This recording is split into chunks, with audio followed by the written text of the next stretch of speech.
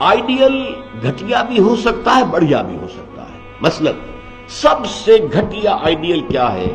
اپنی ذات، اپنا مفاد، اپنا علوف، گویا کہ اس کا آئیڈیل اپنی ذات ہے۔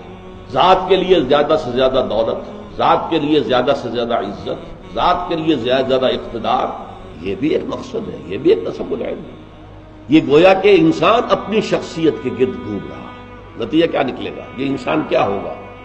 جھوٹا ہوگا، دغاباز ہوگا، دھوکہ دے گا، بائی ہک اور بائی کروک یہ چیزیں حاصل کرنے کی کوشش کرے گا۔ مقصد ہے دنیا میں سربلندی، جیسے کہ سورہ قصص کے آخر میں کہا گیا لا یریدون علوا فی الارض ولا فسادا، یہ زمین میں بلندی حاصل کرنا، اس سے تو فساد پیدا ہوتا ہے۔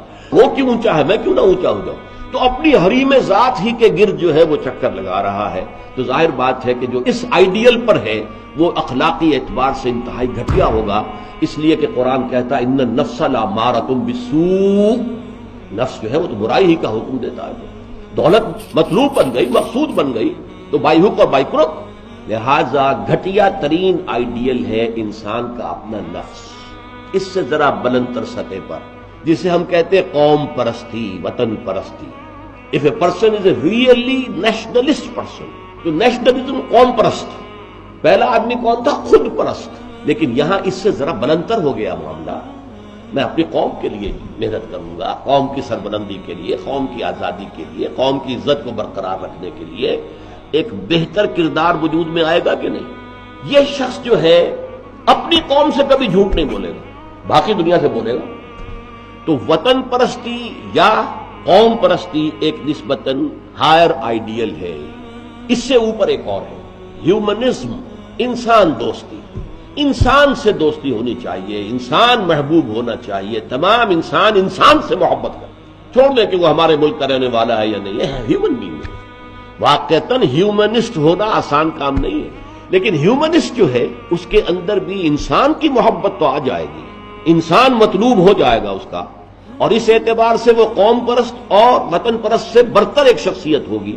لیکن باقی کائنات، حیوانات، اس کے لیے تو کوئی محبت اس کے اندر نہیں ہوگی، اس کے لیے کوئی شفقت نہیں ہوگی۔ ہیومنزم ہیومن بینگز کے لیے۔ اس سے اوپر ایک اور ہے، اور وہ ہے کسی نظریے پر انسان کی نگاہ جم جائے کہ انسان کی فلاح کمیونزم میں ہے، ظلم کا خاتمہ کمیونزم میں ہوگا، لہذا اس کمیونزم کے لیے، اس کو فروغ کے لیے، اس کو عام کرنے کے لیے، اس کے پھیلانے کے لیے، لوگوں کو قائل کرنے کے لیے تن من دھن لگا رہے ہیں۔ پھر جن لوگوں نے مان لیا ہے انہیں آرگنائز کر رہے ہیں، سیلز بن رہے ہیں، جانے دے رہے ہیں، فائرنگ اسکواڈز کے سامنے کھڑے ہو کر سینہ کھول کر گولیاں کھا رہے ہیں۔ یہ سب کیا ہے؟ ایک تصور کے حسن مبہم پر ساری ہستی لٹائی جاتی ہے۔ اب ایک ہی چھلانگ ہے، خدا پرستی، ہائیسٹ آئیڈیل۔ یہ ہے جس کو کہ علامہ اقبال نے کہا ہے در دشت جنون من جبریل زبوں سے دے یزداب کمنداور اے ہمت مردانہ۔